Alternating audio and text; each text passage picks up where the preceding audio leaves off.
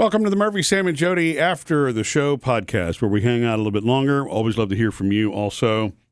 Jodi, I know you have been into true crime, like you've been binging the video stuff lately, but you've also been listening to podcasts, right? Yes. True crime podcast while you were out walking. Do you know that I told our youngest Phoebe the other day, I used to read true crime books. I've always been a reader, and you used to be able to find those in paperback, and you read those stories, and they really stay with you too. Yeah.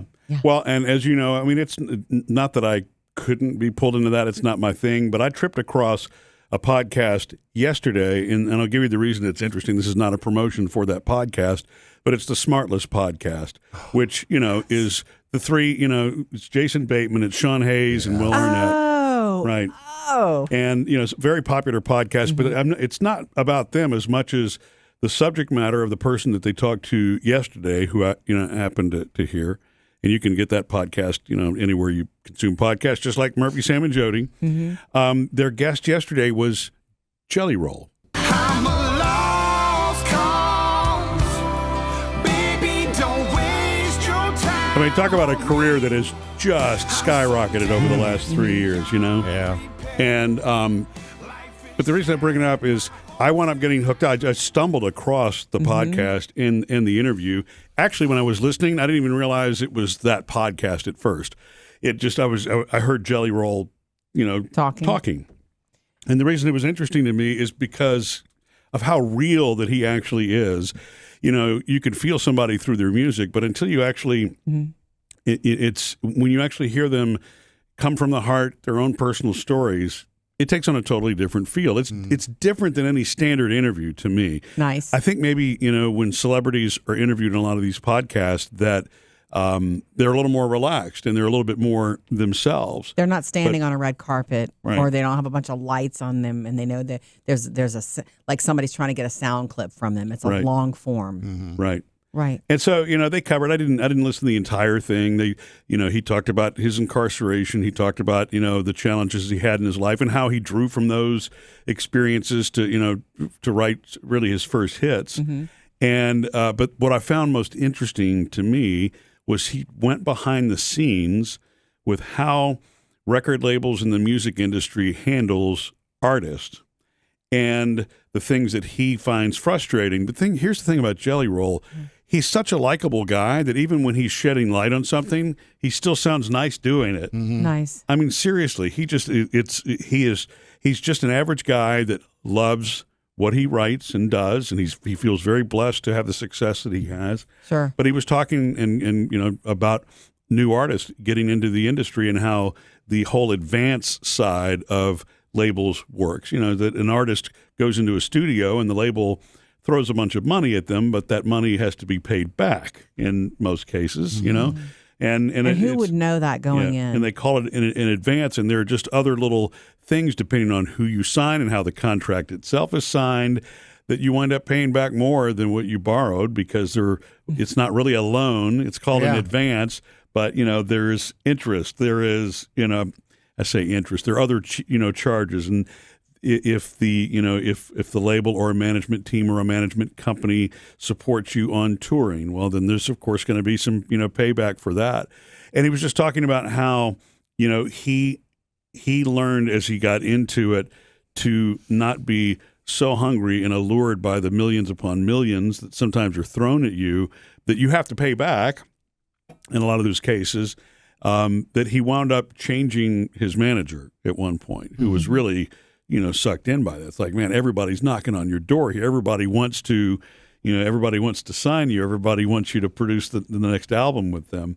And I just thought it was a really honest look at that. You don't hear about that side of things. And you're talking about a lot of times, a hungry artist who's just coming up through the ranks because you are so hungry that you'll be susceptible to anything. Or you got the record deal. You're looking just happy. You're looking for any opportunity that you could possibly have. And I just found myself really sucked into that. I feel like there has been a lot of, over the years, if you follow artists and then you watch documentaries, even think about behind the music, we've heard so much about the business, but we're not in the business. Only these, musicians and artists are in the business, and you do know that there's some side to it that's larger than life, and it's a machine that can take people over.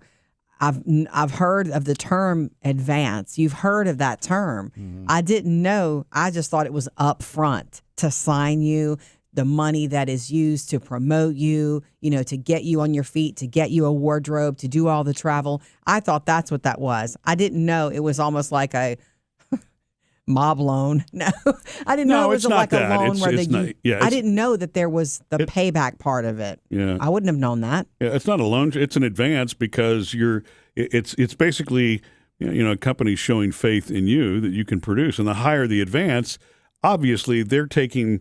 They believe that there's something there, and I think what he was talking about is just making sure that if there's something that you're going to bankroll, or you find a way to do certain things yourself, or you work that deal out, or don't fall for the first thing that that hits you. He wound up producing some of his things on his own. He would go get the studio time for things that he wanted to get, and those those sorts of things.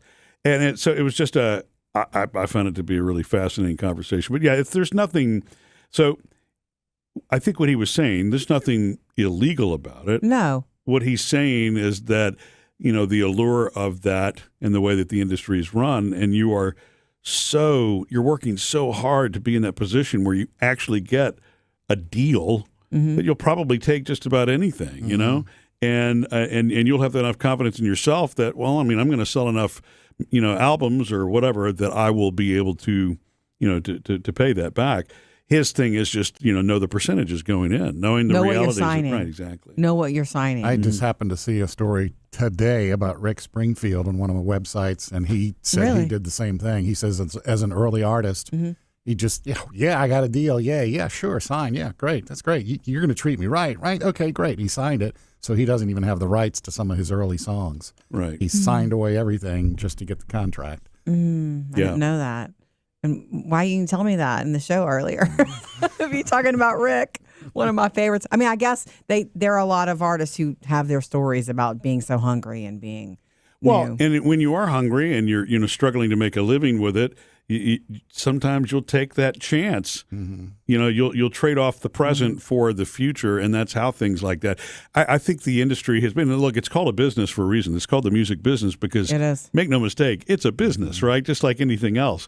We get Not to just reap the art. benefits of the arts, and we love the art, portion of it. Yeah, we do. But it absolutely, is a business designed to make money for those who are investing in it. And so, if you go into something so anxious or ambitious, or you've been working at it for so long and you feel like it's your big opportunity, you're willing to take that little trade-off sometimes that may hurt you in the long run. Yeah. Any other big takeaways from Jelly Roll that you learned?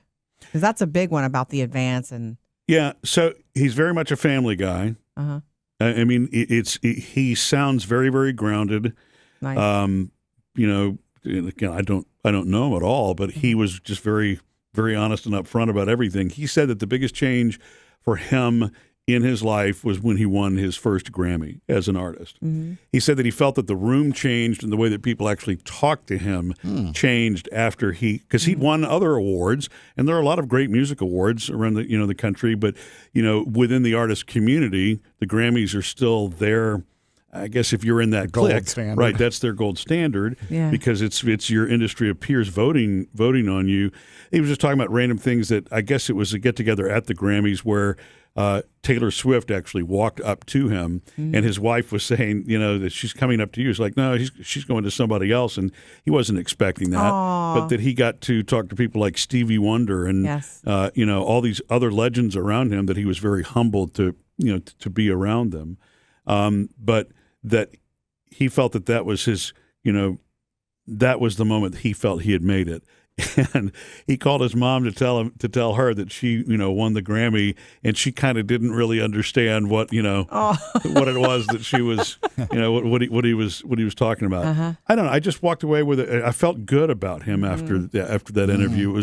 It was neat to get a little peek at, at who he is. And I've always heard that just by reading random articles, but really, again, the only reason I brought it up, Jodi, is because you've had these other podcasts that just kind of connected with you, not expecting it, and that one just jumped out at me. I was not expecting, to really enjoyed that. I am excited to hear that you stumbled across something that wasn't work related for you or marketing or, I just like that you're doing something because that's entertaining. It fulfills you. I mean, it fills you up you learn something. Yeah. But it seems a little bit entertainment, and I like that. Well, and I'm a music freak anyway, so I love the stories. I love all the behind the scenes. I love just enough about everything from studio production to how the songs are written and where they originated. And, the stories to me behind all of those songs has always been fascinating. So I think that's why that hooked me in.